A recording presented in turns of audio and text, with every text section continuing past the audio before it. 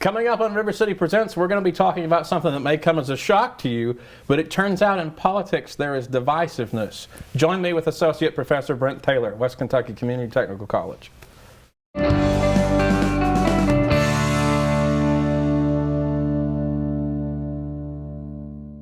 Hi, welcome to River City Presents. My name's Daniel Hurt. It may come as quite a shock to you that there is divisiveness in politics.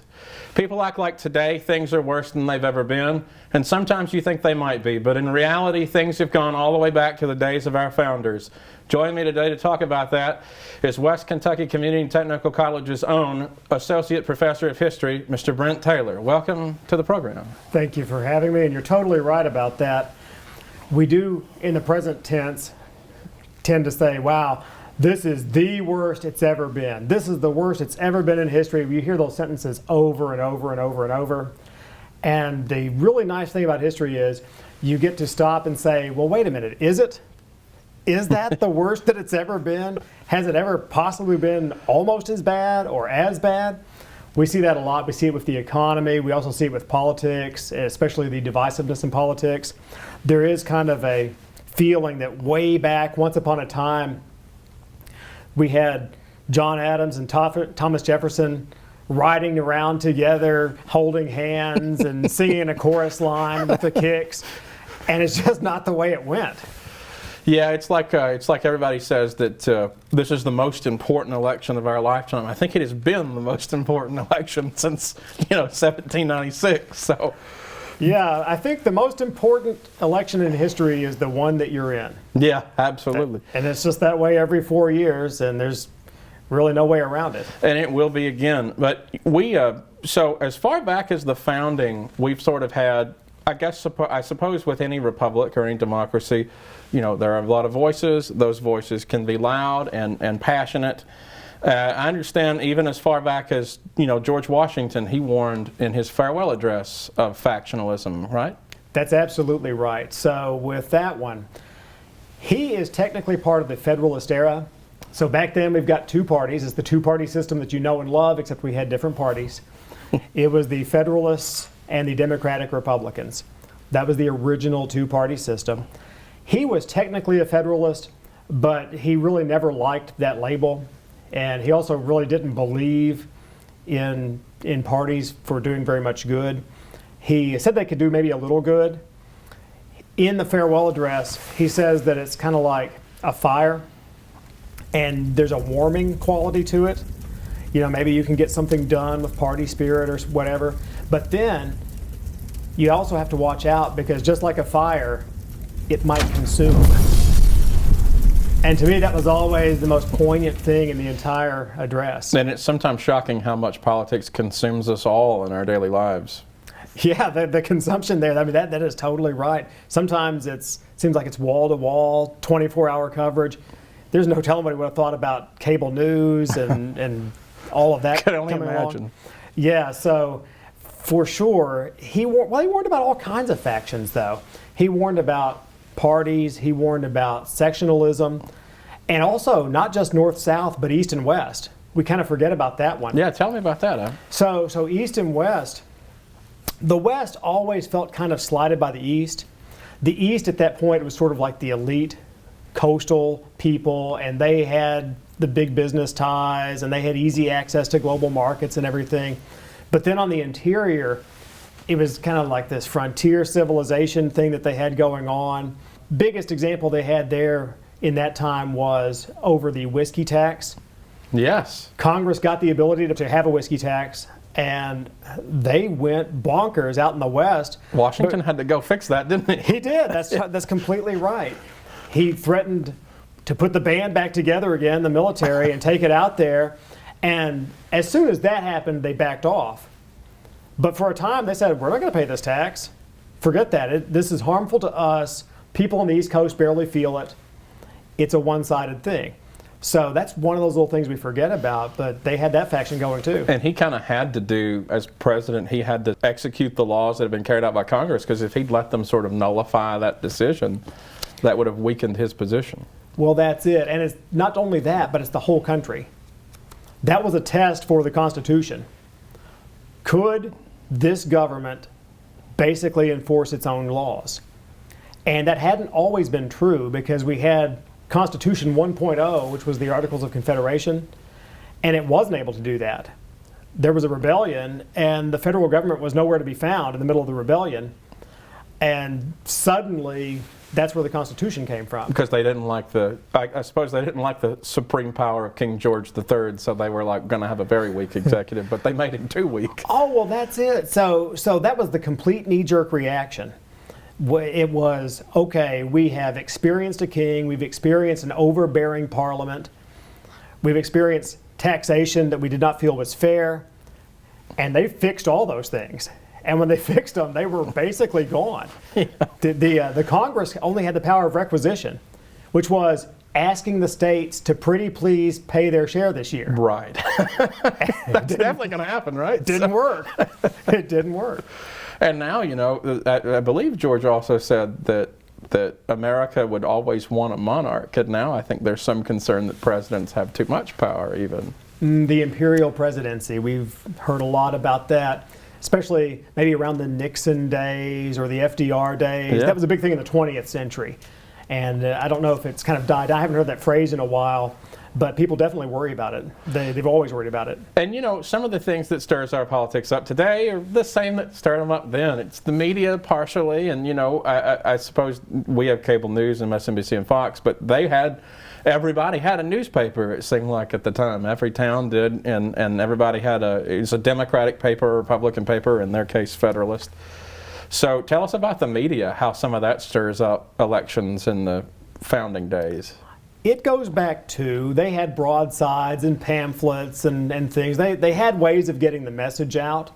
It wasn't as effective or as all-encompassing as you might see today, but they definitely did. And some of them could be completely false, baseless accusations. You'd see that same kind of thing, what you might have heard as fake news. Fake news in recent. Well, they had a bunch of fake handbills or whatever back then. So it's kind of always been with us, although maybe more magnified today. James Madison hates his children, you know. Well, they got really rough. If you take the 1800 election, for example. Because George Washington, as soon as he was gone, they were already fighting. So yeah, 1800. Right. So, and the 1896, that was the first time you had a kind of a choice there. And then in 1800, it got bitter. So it's sometimes called the Revolution of 1800. And the revolution was that Jefferson won, and that was the first time that we changed from one party to the next. The first real transition. The first real transition, right. Because Washington was basically by acclamation. Everybody agreed on him. And then in 96, that's still the Federalists, so that's okay. But 1800 was basically considered revolutionary. And parties had real differences, too. They had philosophical differences. One was kind of a larger government party. One was a smaller government party.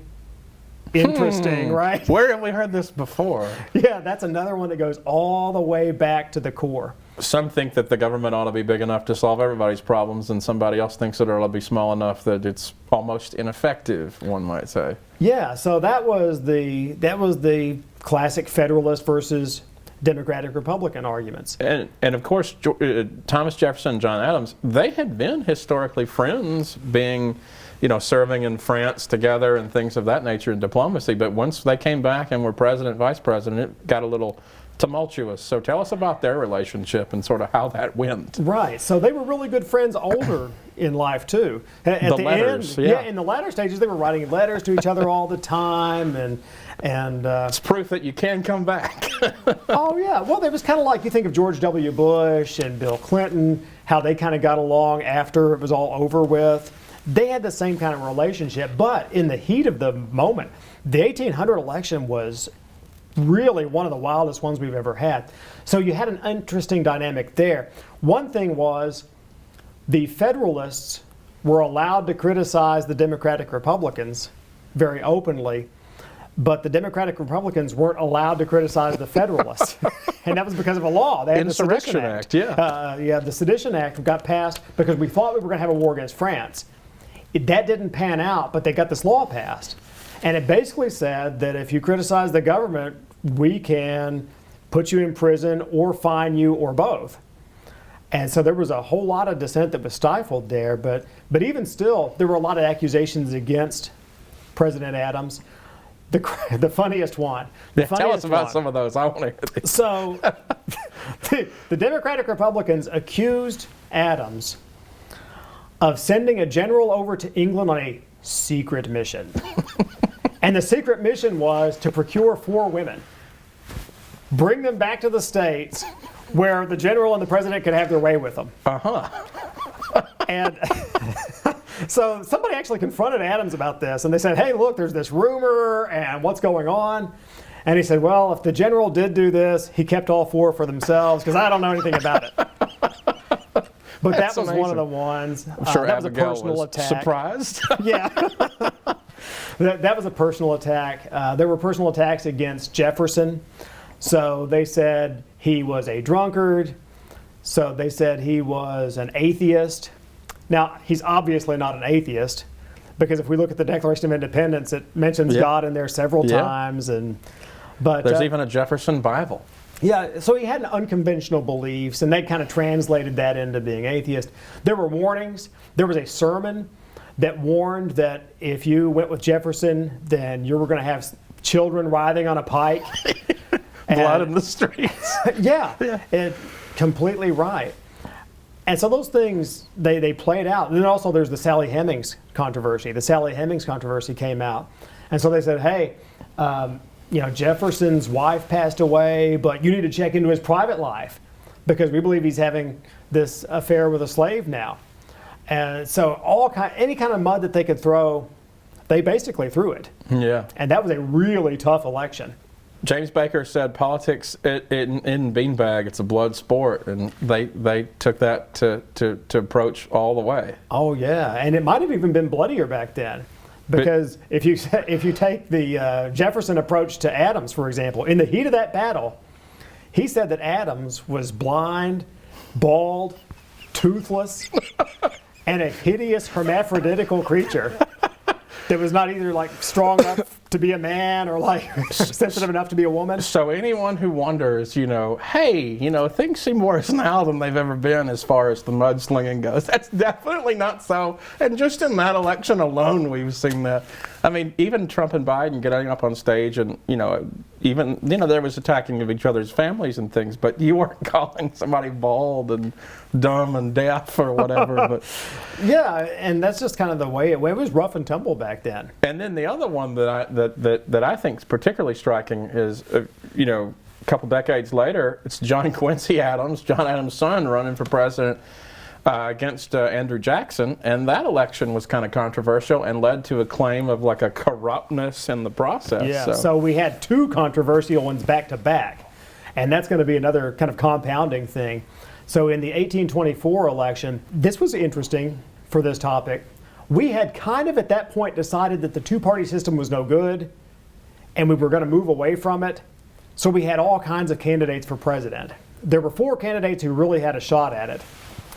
And when the dust settled, there weren't enough electoral college votes to make a president, because you have to get that majority, or else you don't have a president. Popular vote may be nice, but it's not the decider. Exactly. So then what happened was the deal started. Because it goes to the House, yeah. Yeah. It went to the House, and they drew it up in there. They drew up some rules for how it should proceed. They decided to take the top 3 candidates. That left the 4th place candidate, which was Henry Clay. Who happened to be Speaker of the House. An insider. Yeah. And this is very important. So Clay's an insider. John Quincy Adams is an insider. Jackson's the outsider. Jackson was from outside of politics, and they did not want an outsider to come in there and upset what was going on in D.C. at all. So then the charge always was that there was a corrupt bargain. Clay supports John Quincy Adams. Then John Quincy Adams goes on to become president. The next thing you know, he's making appointments. And how would you like to be Secretary of State, Mr. Clay? Kentucky's Henry Clay goes to be Secretary of State, which of course is the stepping stone historically. At that point in time, that was seen as the path. That once you do that, you're ready, because you've got the foreign policy experience to go in and do it. So that was maybe setting the stage for him for later. He actually did run later. The 1828 election, though, that one really got down in the dirt. The thing that they made a big deal out of there was Jackson's marriage. Because there was like a divorce situation. Right. So Jackson had married a divorcee, or so he thought. So that therein lied the rub. Okay. So she had been married once upon a time, and this guy, by all accounts, was not very nice. And he at one point sent her away to go live with her parents, and it was kind of like, later on, I'll come back if you're behaving right. Interesting. So it was a separation. During the separation, that's when she met Jackson. They fell in love. Yeah. And then at one point, the first husband filed for permission to get a divorce. Now, it was kind of like a two-stage thing. So you had to do that, but then you actually had to follow through on getting the divorce. Oh, so it hadn't been official. She probably thought it was because they just were gone. There you go. So she assumes that it's all taken care of. Actually, Jackson assumed that too. And there's actually been some criticism of him because they were like, hey, you're a lawyer. You didn't realize like this is like a two-step been asking thing. about this, man. Come on. Yeah. Right. But anyway, she only got through stage one, and they got married. And so now all of a sudden, you're giving this political ammo to the opponents who say, hey, she's been married to two guys at the same time, and they're adulterous, which is in 19th century big-time scandal stuff. It's a moral attack, yeah. You don't want this unethical person as your president anymore. Yeah. And then the worst part of that was she actually died pretty soon after the campaign. And he was really depressed. Well, he was, but he was also angry. And he blamed the political opponents. He basically said they killed her with all these attacks. Well, I mean, it may have had some impact, I suppose. Right. So that's another way that's kind of comforting today, right? Last time I checked, I don't think the candidates are accusing the other candidates of killing their spouses. No, definitely not. And even still, even today, even though you may hear attacks about, former First Lady Trump or current First Lady Biden, you don't see them, at least the candidates, making the public attacks so much. Yeah, you see it out there in the public a little bit. We saw there was like a statue of Melania that got attacked or something like that. But the candidates do tend to leave the gloves off a little bit there. Yeah. Not always. Yeah. Not always. In the Republican primaries in 2016, it got a little crazy in that department. But they do tend to kind of respect that. And so, Jackson, he takes office, and then, there's this famous story about isn't his election inaugural party like crazy? Isn't that true? There's some story about that. Oh, so remember that he was the outsider. He was the war hero of the War of 1812. So he's a war hero. He's an outsider. He's also the first from west of the Appalachian Mountains, and that's a big thing too. So these are people who are from the West again. So back then we used to really think about Westerners. Yeah.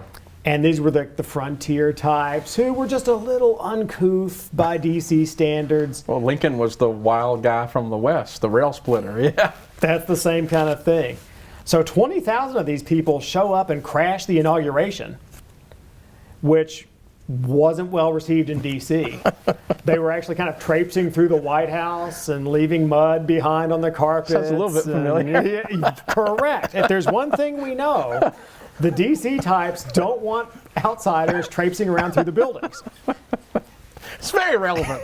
I stumbled on that one on accident. I wasn't planning on that one. It all circles around eventually. Sure does. But, okay, so, there's the big one, of course. We think sometimes times can't get worse. Well, we actually had a civil war. And so, talk a little bit about the Lincoln era. So the Lincoln era, that election of 1860 is another one of the really tough elections. We had a series of presidents who, I guess in the opinion of the people, were not getting the job done. So several one-term presidencies in a row. We had Pierce, we had Buchanan. And then we get up to 1860. Lincoln wasn't even really supposed to win that nomination. Seward, right? Yeah, Seward was the front runner, and he didn't quite have enough juice to get through the convention. And they did a second vote, and Lincoln got closer, and then they did another vote, and then Lincoln overtook him. And so Lincoln kind of came out of nowhere to be on that ticket. And the deep Southern politicians were freaking out about a Lincoln candidacy. Because, and to be fair, Lincoln had gone around saying things like that the government cannot endure permanently half slave and half free, and it's going to have to be all one way or the other. So they read between the lines and said, well, wait a minute, he's going to destroy this $2 billion industry. And with $2 billion on the line, they were not going to have kid gloves in that situation. No. For sure. That was their economics, yeah. Yeah, and it was the same thing in 1864. But some of the quotes about Lincoln, there's things that they said about him that we can't even repeat here. Yeah. They were that bad. And I mean, you can maybe go dig through the Library of Congress and find some of those things. But they were certainly worse than anything I've seen in the last 2, 3, 4 cycles. And then he's elected, and by the time he's inaugurated, states are already walking away. People are resigning from the Senate and going down south. Yeah. His inaugural address is one of the greats in American history, and it was really a great appeal to unity. We might forget that a little bit, but he was saying, look, we must not be enemies. We are friends. And he basically put the ball in their court to say, hey, you want to walk this back? Yeah. But by that time, they had already gone over the edge. I think the most striking memory I have of studying this period is the Capitol wasn't finished. And he was like, we're going to keep working on that thing, because if people see that the Capitol is going to be complete, they might think that the Union can be preserved. And they talked a lot about that. Union with a capital U. That is very prominent in all those speeches. You can go to Zachary Taylor, as far back as that. That's 20 years beforehand, and they were already worried about this. And it was Union with a capital U. And that was kind of like this magical idea that deep down, we're all related in a way that's very special. And like Lincoln said, you can't just get a divorce. Yeah. This is not like a marriage where, okay, I'm tired of you and I'm never going to see you again. We have to live together. It's a sacred covenant. Yeah. It's more like being like brothers. Yeah. And I suppose you could technically divorce a family member, but it's not done. And he said you can't do that. Yeah. Well, I think that it's just fascinating that sometimes it seems like we lose that sense of unity, and it just, what can you say about kind of it's not always been as bad. We can come together, and I think we've seen, even with the inauguration with Biden coming in, there's been a big sort of sigh of relief, even though not everybody got the election outcome they wanted. You really do kind of see most people putting the country first, wouldn't you say? That tends to happen, and a great role model for that is Jefferson. So in his inaugural address, remember, that's the revolution of 1800. We have not switched parties yet. Right. And so there's a lot of hard feelings there. He said, we are all Republicans, we're all Federalists. That's true. We're all Democrats, we're all Republicans. The blue state and the red states come together. It just occurred to me, I would have thought that the pro-slave folks would have been more concerned about Seward being president than Lincoln. Did they think he just didn't have a realistic path? Is that? I mean, it may have been that just any Republican would have pressed that same button. Yeah. But Lincoln just really seemed to press it for them, especially maybe just once he had the candidacy wrapped up. But they might have said some things like that about Seward, but the things that they said about Lincoln were actually completely unspeakable. And also in 1864 when Lincoln ran, he ran on a national unity ticket, right? Because he picked Andrew Johnson, who's the only Democrat left in the Senate, I think. Yeah, that was another pretty good example. So we're making a stand. Johnson in that case was a war Democrat. And like you say, he was the only Southerner who didn't split. So we've got him there, and Lincoln's going to make that appeal like, hey, let's run together. We're Republicans, we're Democrats, but we're all for the Union. Worked out great until Lincoln's assassination. And then things kind of really went downhill. But that was that was a nice play towards that. Yeah, I think that it would be almost unspeakable or unimaginable to see something like that happen now. But on the other hand, you see people like John McCain crossing party lines, or people like Joe Manchin cross party lines. So, I mean, you can see today the idea of people crossing party lines in this Yeah, I mean, it's show been of known unity. to happen. It used to happen a little more. The 90s were pretty good about that. And then it's kind of gotten a little more divisive since. But it does tend to ebb and flow. That's another nice thing about studying it over time.